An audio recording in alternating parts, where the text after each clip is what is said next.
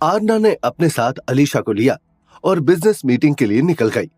उसने मीटिंग रुखसत के होटल में ही रखी थी। आरना ने गाड़ी को होटल के बाहर रोक दिया और अलीशा को लेकर होटल के अंदर चली गई। बाहर ही उसे समर का मैनेजर मिल गया। उसके साथ वो होटल के अंदर चली गई। आरना समर और तन्मय की तरफ जाने लगी। कुछ ही पलों के बाद वो उनके सामने खड़ी हुई थी। जैसे ही उसने समर को देखा, उसके कदम लड़खड़ा गए, जिसे देख अलीशा ने उसे संभाल लिया। आरना हैरानी से समर को देख रही थी। उसका चेहरा मिस्टर बॉस से काफी हद तक मिल रहा था, जिस कारण आरना के सामने अचानक से वो पल गुजर गया जब उसका मिस्टर बॉस ने किडनैप किया था। अलीशा ने आरना को देखा और बोली, क्या हुआ मॉम, आप ठीक तो है ना? आरना ने खुद को संभाला और अपनी गर्दन हाँ में हिला दी, जिसे देख अलीशा ने उसे सीट पर बैठने के लिए हेल्प कर दी। आरना बिल्कुल अपने प्रोफेशनल अंदाज में उन दोनों से मिली और काम की बातें करने लगी। वहीं ऑफिस में बैठा रुखसत आरना के बारे में सोच रहा था। आज उसका मन बड़ा बेचैन था। कुछ भी करने का उसे मन ही नहीं कर रहा था। वो अपनी ही सोच में गुम था कि तभी अक्षत उसके केबिन में आया और उसे देखते हुए बोला, क्या हुआ डैड, आप परेशान लग रहे हैं, कुछ हुआ है क्या? रुखसत उसे देखते हुए बोला, पता नहीं, बड़ी बेचैनी हो रही है। अक्षत परेशान होते हुए बोला, यस डैड, इसीलिए मैं आपके पास आया। आज मुझे भी कुछ अच्छा नहीं लग रहा है। पता नहीं क्या हो रहा है, मन बड़ा बैठा सा जा रहा है। वैसे डैड, आप मुझे कुछ बताने वाले थे ना? क्या हुआ, सब ठीक तो है ना? रुखसत ने अपना सर हिलाकर अपनी दमदार आवाज में कहा, हाँ, बस तुमसे ये कह रहा था कि अब तुम ऑफिस की बागडोर संभालो और मैं अब राजनीतिक कामों को देखा करूंगा। इससे हम दोनों पर ही प्रेशर नहीं पड़ेगा।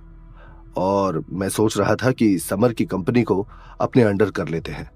इससे उसे फायदा होगा और हमें भी कुछ प्रॉब्लम होगी नहीं। वैसे तो वो लड़का अच्छा है, अपने बाप की इतनी जायदाद उसने छोड़ दी है। वो हमारा प्रपोजल एक्सेप्ट करेगा कि नहीं पता नहीं, पर मैं चाहता हूं कि वो हमारे साथ आ जाए। अब ये सारे बिजनेस और प्रॉपर्टीज तुम्हारे अकेले की तो है नहीं, और अक्षु तो बिजनेस में इंटरेस्ट ही नहीं लेती है। तो इससे अच्छा हम समर को ही हमारे साथ काम करने को राजी कर ले। उसे भी टेंशन नहीं रहेगी और उसका भी काम आसान हो जाएगा। आज शाम को मैंने मिलने बुलाया है उसे, बात तो करनी ही होगी। मैं प्रिंसेस को ऐसे उदास नहीं देख सकता। शाम को अच्छे से बात करेंगे उससे तो पता चलेगा सब कुछ। अक्षत उसकी बात सुनकर अपना सर हाँ में हिलाते हुए बोला, वो सब तो ठीक है डैड, पर मुझे नहीं लगता कि वो कोई इंटरेस्ट दिखाएगा। रुखसत ने सर हिलाते हुए कहा, पता है मुझे, वो सब शाम को देखते हैं। अब ये बताओ कि ऋषभ के बारे में क्या पता चला? हाँ, उसके बारे में अपने आदमियों से पता करवाया है, तो न्यूज मिली है कि इस वक्त तो वो शांत बैठा हुआ है, लेकिन लगता है वो कुछ बड़ा जरूर करेगा।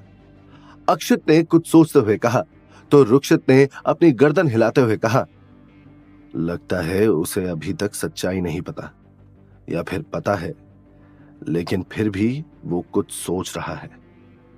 अक्षत ने अपनी आईब्रो सिकोड़कर थोड़ा सीरियस होकर कहा, अभी तो हमें भी उसके अगले वार का इंतजार रहेगा।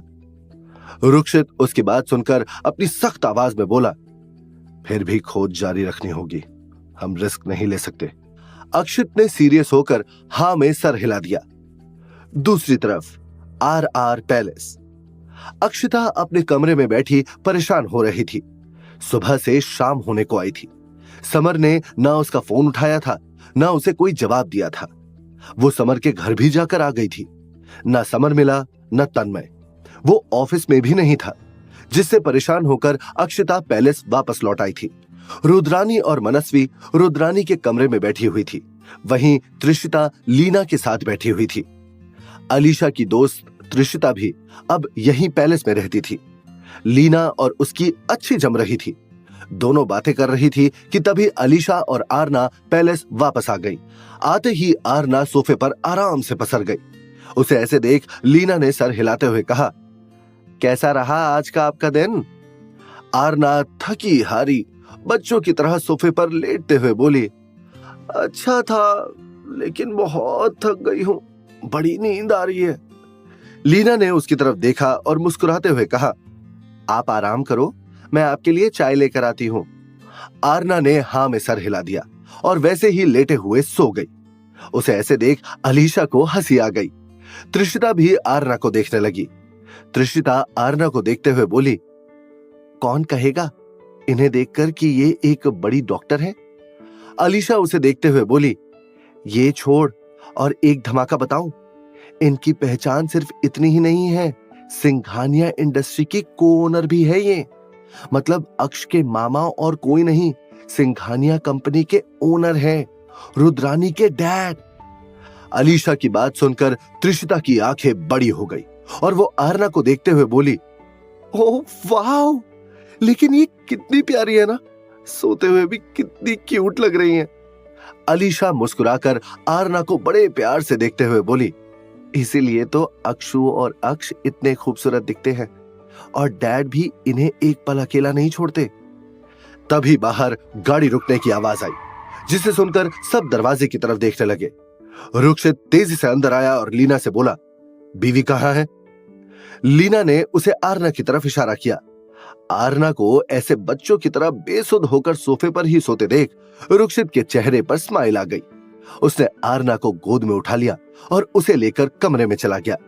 उसने आरना को बेड पर लेटा दिया और उसे देखने लगा।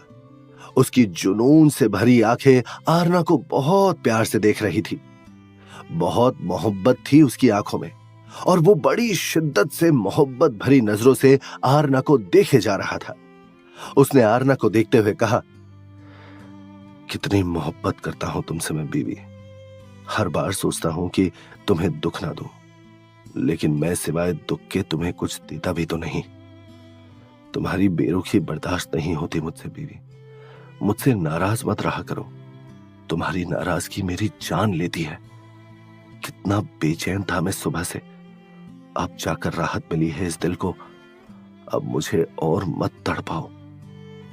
आरना की नींद खुल चुकी थी और वो अपनी आंखें बंद करके रुक्षित की बातें सुन रही थी। रुक्षित को जैसे ही ये समझ में आया, उसने आरना के पेट पर अपना सर रखा और अपनी मदहोश कर देने वाली आवाज में हौले हौले गाने लगा, तुझे ना देखूं तो चैन मुझे आता नहीं है। रुक्षित प्यार से आरना को देखते हुए गा रहा था और उसकी पतली सी कमर को अपनी बाहों में भरकर लेटा हुआ था। जब काफी देर तक आरना ने आंखें नहीं खोली तो रुक्षित उठकर उसके पास बैठ गया और उसे अपने पास खींचकर अपनी गोद में बैठा लिया। आरना ने अब भी अपनी आंखें नहीं खोली थी।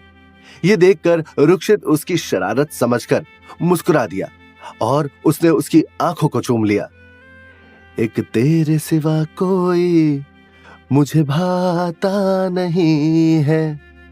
रुक्षित के गाने के ये बोल सुनकर आरना ने अपनी आंखें खोल दी और उसकी गोद से उतरकर उसके सामने बैठ गई और उसकी आंखों में झांकते हुए प्यार से उसके गाल पर अपने हाथ रखकर उसके साथ गाने लगी और उसके सुर में सुर मिलाने लगी। आरना के गुस्से को यूं शांत होते हुए देखकर रुक्षित ने सुकून की ठंडी सांस ली और आरना को कसकर अपनी बाहों में भर लिया। आरना ने उसके सीने पर अपना सर रख दिया और उसकी शर्ट को कसकर अपनी मुट्ठी में भींचते हुए वो उसे बड़े प्यार से देखने लगी।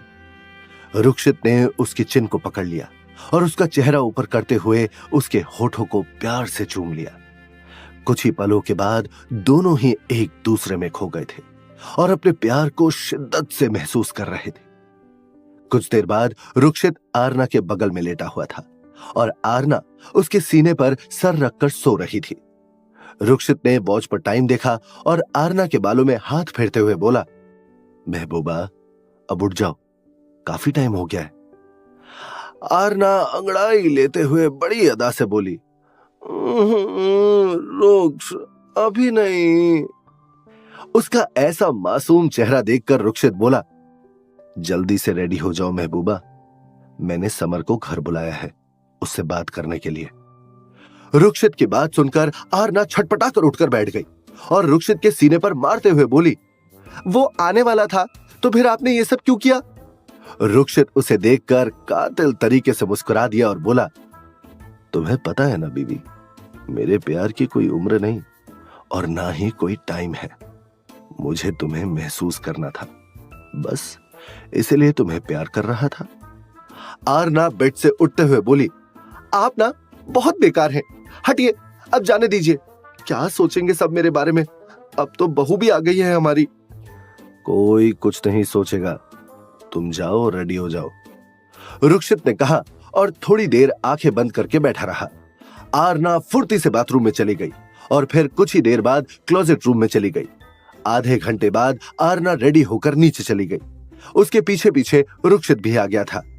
समर और तन्मय पहले से ही आकर हॉल में बैठे हुए थे और रुक्षित का इंतजार कर रहे थे। सब हॉल में मौजूद थे सिवाय अक्षिता के। रुक्षित आकर शान से अपने बड़े से सोफे पर बैठ गया। वहीं आरना भी उसके पास आकर बैठ गई। आरना ने जब सामने देखा तो तन्मय और समर को देखते हुए बोली, तुम? रुक्षित उसे देखते हुए बोला, ये दोनों वही हैं जिनसे तुम सुबह मिली थी। आरना ने हां में सर हिलाया और बोली, तो फिर वो कौन है जो अक्षु के पीछे पड़ा है? उसके ऐसे पूछने पर समर और तन्मय एक दूसरे को देखने लगे। उन्होंने भी उम्मीद नहीं की थी कि सिंघानिया इंडस्ट्रीज की को ओनर से वो यहां भी मिलेंगे। तभी आरना ने अलीशा को देखते हुए कहा, आलू, जाओ अक्षु को लेकर आ जाओ, पता नहीं क्या कर रही है, अभी तक नीचे नहीं आई। रुक्षित उसकी बात सुनकर धीरे से फुसफुसाकर बोला, क्या ही कर रही होगी, तुम्हारी तरह नींद ले रही होगी। आरना ने तिरछी नजरों से उसे देखते हुए धीरे से कहा, अगर अब आपने मुझे कुछ कहा ना तो मैं फिर से आपसे नाराज हो जाऊंगी। आरना की बात सुनकर रुक्षित ने झुककर उसके कान में कहा, कोई बात नहीं, मैं तुम्हें मना लूंगा। आरना ने घूर कर उसे देखा और मुंह बनाकर लीना से बात करने लगी। वहीं अलीशा जब अक्षिता के कमरे में आई तो उसने देखा अक्षिता सो रही थी। अलीशा ने उसे देखते हुए कहा, दी, आपको नीचे बुला रहे हैं सब। अलीशा की बात सुनकर अक्षिता की नींद खुल गई और वो बोली, क्या हुआ? अलीशा बोली, आपको मॉम ने जल्दी नीचे बुलाया है दी। अक्षिता अपनी आंखें मलते हुए उठ गई और वैसे ही अलीशा के साथ नीचे चली गई। उसने इस वक्त नाइट सूट पहना हुआ था। उसके लंबे खुले बाल बिखरे हुए थे, आंखों में नींद थी और वो वैसे ही उनिंदी सी हल्की आंखें बंद किए हुए ही नीचे आ रही थी। उसकी आंखें आधी खुली आधी बंद थी। अलीशा उसका हाथ पकड़कर उसे नीचे ला रही थी। अलीशा ने महसूस किया कि अक्षिता का बदन हल्का गर्म था। अक्षिता ने इधर उधर कहीं भी नहीं देखा और सीधे आकर सोफे पर ही लेट गई और आरना की गोद में सर रखकर बोली, क्या हुआ मॉम, क्यों बुलाया मुझे? आरना ने प्यार से उसे देखा और उसके बालों को सहलाते हुए बोली, सामने तो देख। अक्षिता ने बहुत मुश्किल से अपनी आंखें खोली और सामने बैठे समर को देख उसकी नींद ही उड़ गई। बेटी की मोहब्बत की खातिर नरम हुआ है एक सख्त दिल पिता का रुख। क्या बजेंगी अक्षिता और समर के ब्याह की शहनाइयां या फिर कोई रोड़ा अटक जाएगा इनके मिलन की राह में? आपके सारे सवालों के जवाब छिपे हैं आगे आने वाले एपिसोड्स में। तो सुनिए अगला भाग सिर्फ